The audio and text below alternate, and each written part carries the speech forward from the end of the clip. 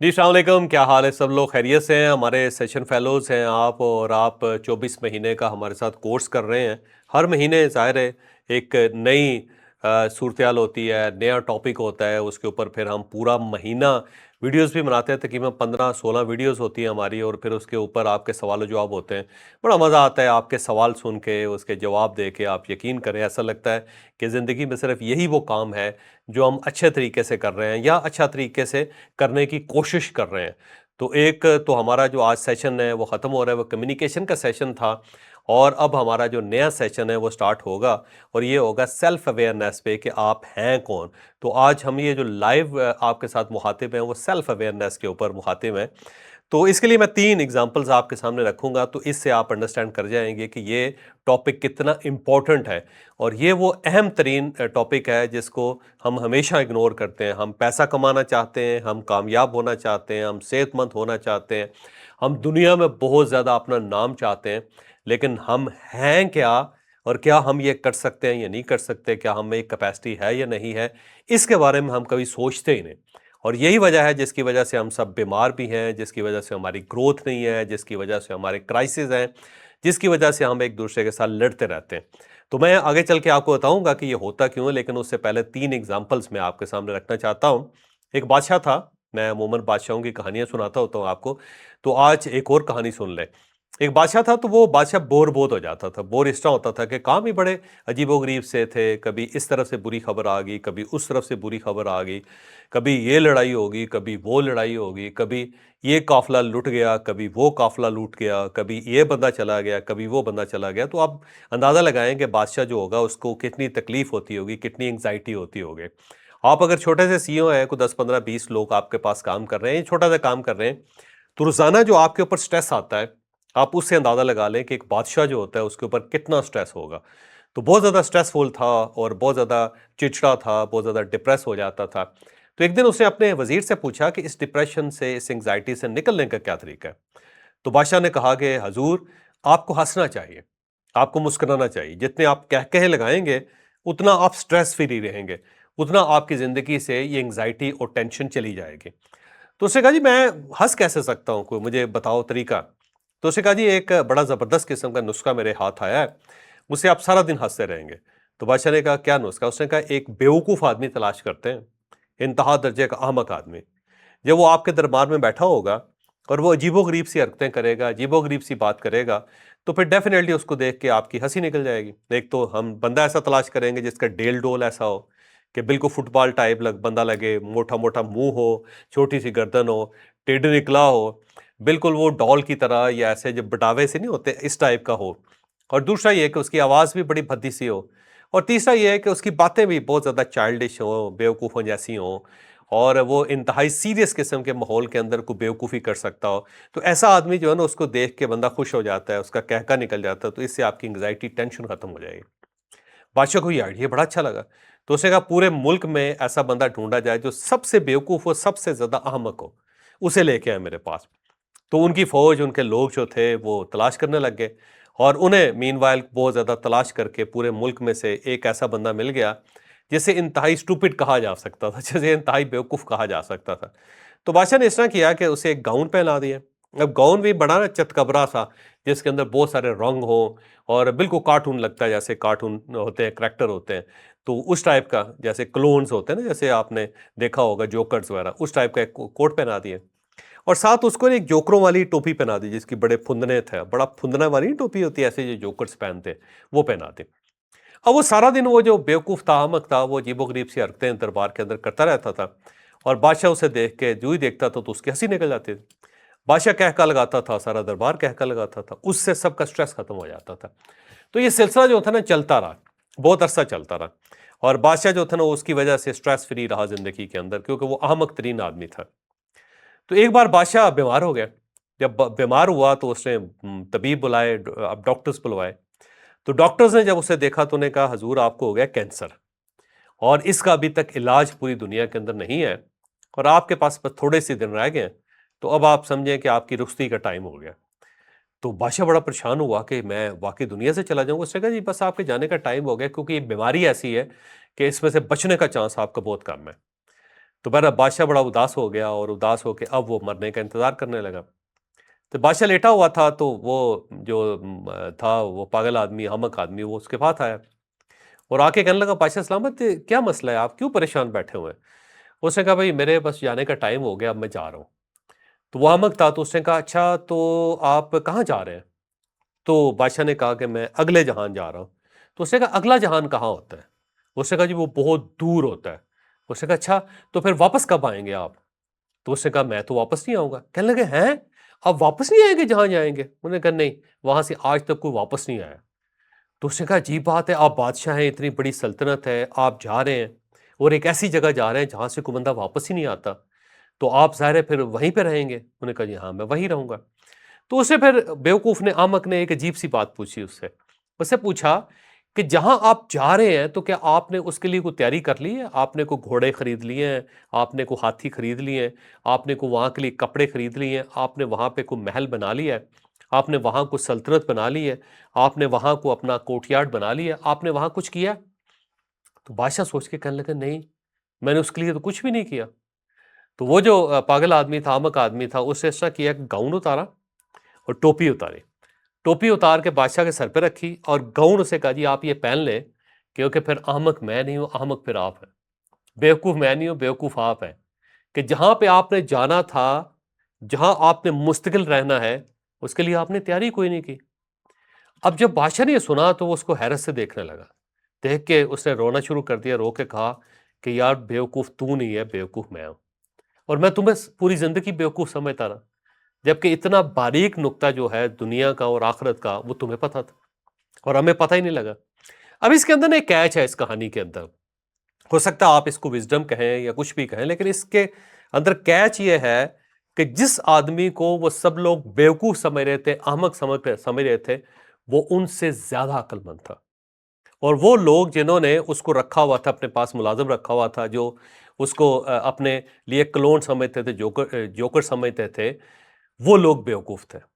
अब ये अवेयरनेस कैसे होगी कि मैं बेवकूफ हूं और ये अक्लमंद है, जिसका मैं हुलिया देख के उसको बेवकूफ समझ रहा हूं, जबकि इसके अंदर जो है एक बहुत बड़ा फिलॉसफर छपा हुआ है। अब ये जो फिलॉसफर छुपा हुआ है, ये क्या चीज है? ये बेसिकली सेल्फ अवेयरनेस है। कि आपका कमाल ये होता है कि आप अपने बारे में अंडरस्टैंड करें कि मैं समझदार हूं, मैं बेवकूफ हूं, मैं लड़ सकता हूं, मैं जिहाद कर सकता हूं, मैं खेल सकता हूं, मैं बिजनेस कर सकता हूं, मैं कितनी मेहनत करूं तो मैं कामयाब हो सकता हूं, कौन सी मेरी गलती है, कौन सी मेरी खामी है जो कुदरत ने मेरे अंदर पैदा की हुई है, और अगर मैं उस खामी को ख़त्म कर लूंगा, उस गलती को ख़त्म कर लूंगा, तो मेरा सफ़र कितना आसान हो जाएगा, और अगर ये गलती बढ़ती रही तो मुझे कितना नुकसान पहुंचेगा। इसको कहते हैं अवेयरनेस। ये एक स्टेप होता है इसका। इसका अगला स्टेप ये होता है कि जो साथी आपके पास हैं, जो आपके फैमिली मेंबर्स हैं, जो आपके दोस्त हैं, जो आपकी फैमिली के लोग हैं, आप उनके बारे में भी जानते हैं। आपको ये पता हो कि अकाउंटेंट कौन सा है, आपको पता हो कि फ्रंट डेस्क पे किसको बैठाना है, आपको पता हो कि लेन देन करने के लिए, हिसाब करने के लिए कौन सा बंदा चाहिए। आपको पता होना चाहिए कि जो सेल्स के लोग हैं वो क्यों नहीं परफॉर्म कर पा रहे, क्योंकि उनके अंदर वो मेन इंग्रेडिएंट ही नहीं है जो सेल्समैन को सेल्समैन बनाता है। तो अब ये दूसरा स्टेप ये है कि आप अपने एनवायरनमेंट के बारे में समझ जाएं, जान जाएं। और इसका थर्ड स्टेप ये होता है कि आप जान के उन सब लोगों को ट्रेन कर लें।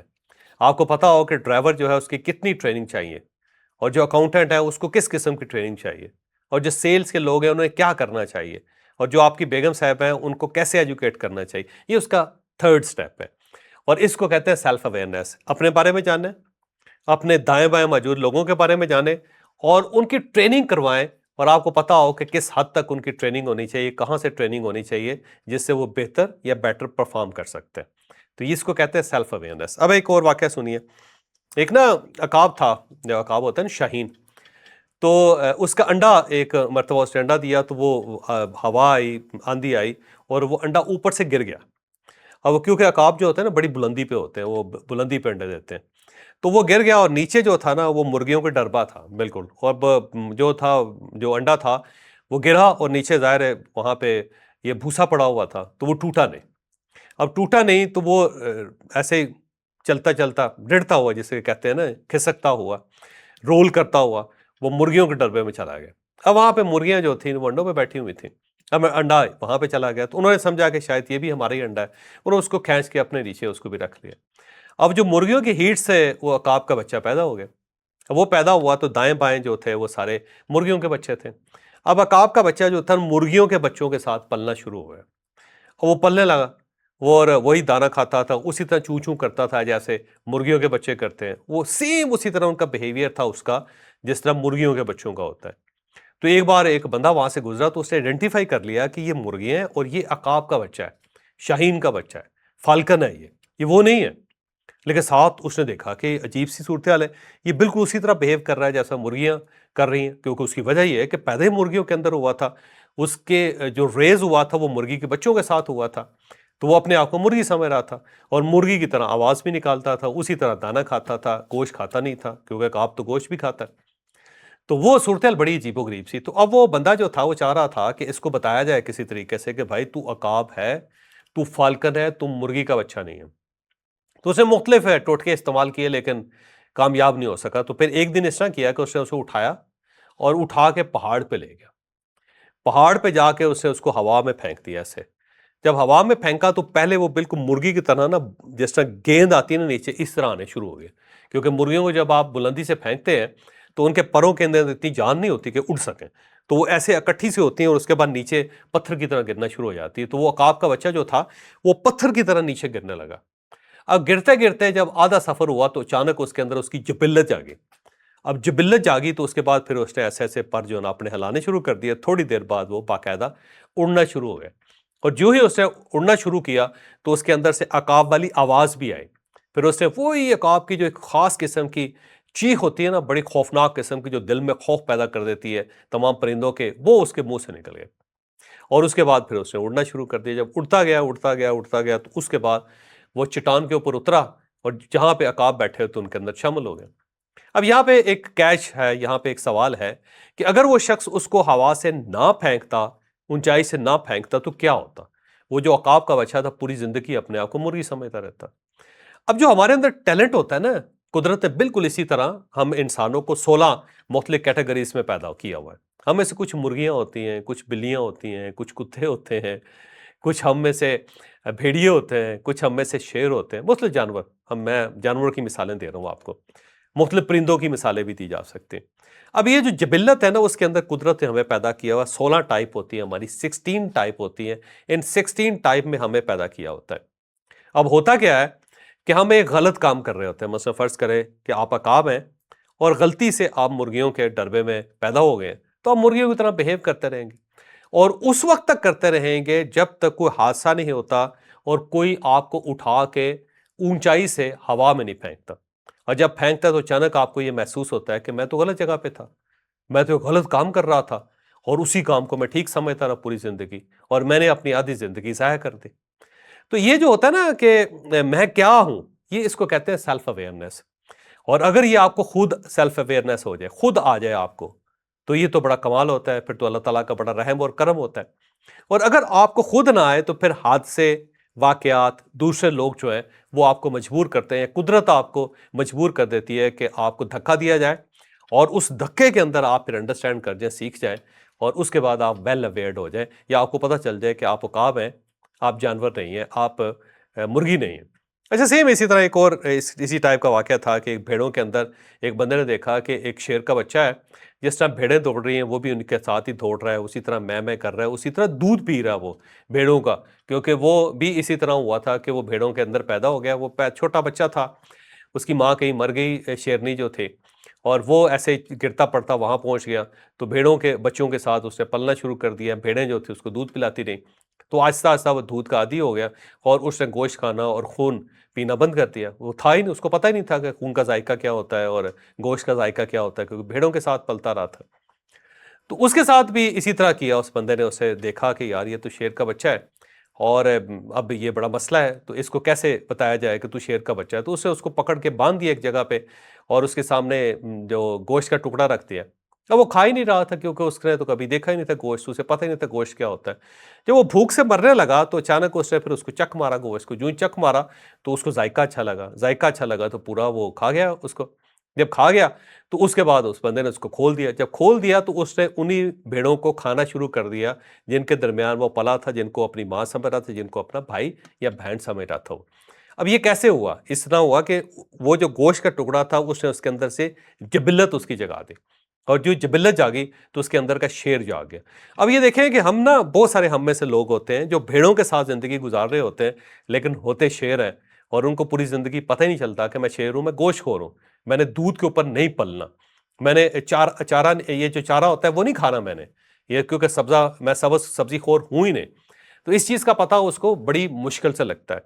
तो ये ज़हन में रखें कि हम 16 कैटेगरीज़ में पैदा होते हैं, और ये जो 16 कैटेगरीज़ हैं, वो कुदरत ने हमारे अंदर रखी होती हैं। हम में उन 16 कैटेगरीज़ में से कोई एक कैटेगरी होती है। मतलब 16 खाने या 16 घर हैं, और उन घर में से या 16 खूबियाँ हैं, उन खूबियों में से किसी एक खूबी के साथ हम पैदा होते हैं, और पैदा होते हैं और हम उसे खोज नहीं पाते बाज़ औक़ात। जब खोज नहीं पाते तो एक जो अकाउंटेंट है वो पूरी ज़िंदगी सेल का काम करता रहता है, और जो सेल्स का बंदा है वो पूरी ज़िंदगी मैनेजमेंट करता रहता है, और जो मैनेजमेंट का बंदा है वो पूरी ज़िंदगी जो है ना चीज़ें बेचता रहता है। यानी हम मिसफिट होते हैं, जिसको कहते हैं मिसफिट। यानी प्लेयर जो है वो गाना गा रहा होगा, गाना गाने वाला आदमी जो है वो स्पोर्ट्स कर रहा होगा, स्पोर्ट्स जो होगा वो बिज़नेस में होगा, और जो बिज़नेस वाला बंदा है वो नौकरी कर रहा होगा।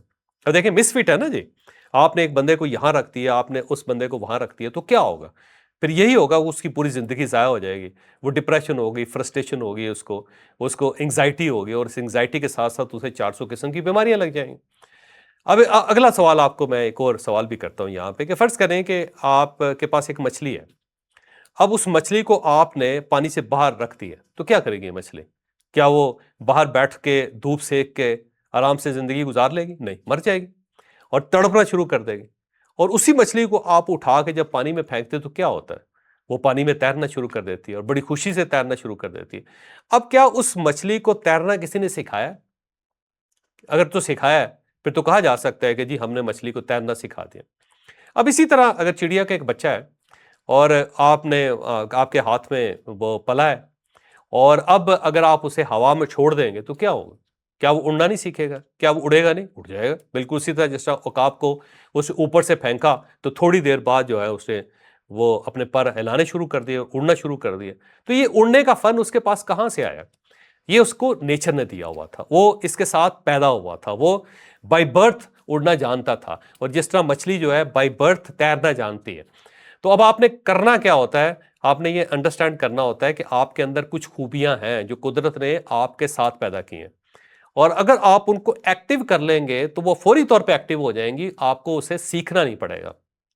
लेकिन अगर आपके अंदर वो खूबी नहीं है तो पूरी जिंदगी फिर आप सीखते रहेंगे। बिल्कुल इस तरह जैसे जो मछली है, उसको अगर हम मगरमच्छ बनाएंगे या उसको कछुआ बनाएंगे तो उसको खुशकी के ऊपर रहना सीखना पड़ेगा, और उस सीखने के अमल में उसकी कई जनरेशन्स, कई 100 साल लग जाएंगे उसको, फिर जाके वो कछुआ बनेगा, एक मछली, और उसे थोड़ी देर खुशकी के अंदर रहना आएगा, वरना वो ज्यादातर पानी के अंदर रह के खुश होगा।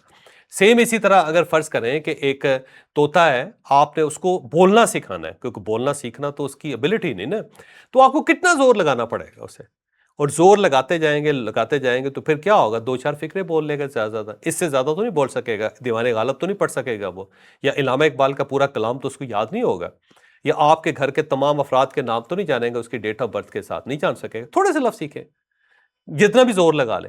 लेकिन अगर आप उसे उड़ने पे लगाएंगे या चोंच से फल तोड़ना सिखाएंगे तो उसे सीखने की जरूरत ही नहीं रहेगी, क्योंकि नेचर ने कुदरती तौर पे उसको दिया हुआ है। तो जनाब, सेल्फ अवेयरनेस का मतलब ये होता है कि ये जो 16 कैटेगरीज हैं दुनिया के अंदर, आप किस कैटेगरी में पैदा हुए, और इसको अंडरस्टैंड करना जो है ना बहुत ही सिंपल है, कोई मुश्किल काम नहीं है, क्योंकि पूरी दुनिया के अंदर इस मॉडल को इस्तेमाल किया जा रहा है और इससे फायदा उठाया जा रहा है। बस ये है कि शायद आपको सिखाने वाला कोई नहीं मिला, या आप तक ये इंफॉर्मेशन नहीं पहुंची। तो हमारा ये कोर्स स्टार्ट हो रहा है 15 तारीख को। आपकी नंबर पे ऐसे आपकी स्क्रीन पे नंबर आएगा, इस स्क्रीन पे आप राब्ता करें, और हमारा जो 5वां जो ये सेशन है जो पूरे महीने का होगा उसका हिस्सा बने, क्योंकि ये 24 महीनों का एक कोर्स है जिसमें से एक एक टॉपिक पूरा पूरा महीना लिया जाता है। इससे पहले 4 महीने हम पूरे कर चुके हैं, तो 5वां महीना है जो सेल्फ अवेयरनेस पे है।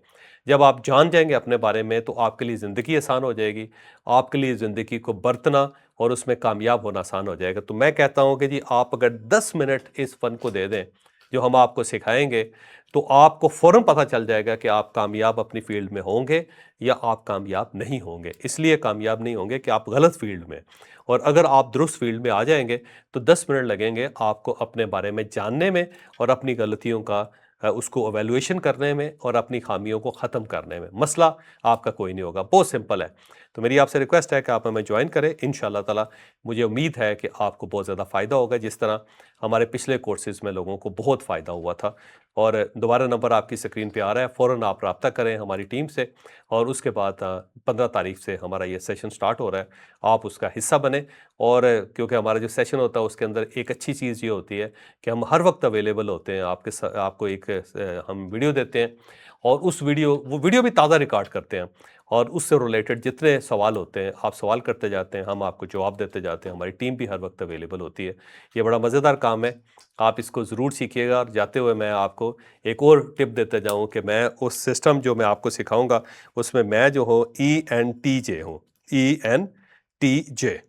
अब मैं क्योंकि ENTJ हूँ, और ENTJ जो हैं ये जॉब नहीं कर सकते, ये किसी के मुतहत नहीं रह सकते, किसी के मुतहत रह के ये परफॉर्म नहीं करते। तो मैं ज़िंदगी के शुरू में मैंने जब जॉब स्टार्ट की तो मुझे शुगर हो गई, मुझे डायबिटीज़ हो गई।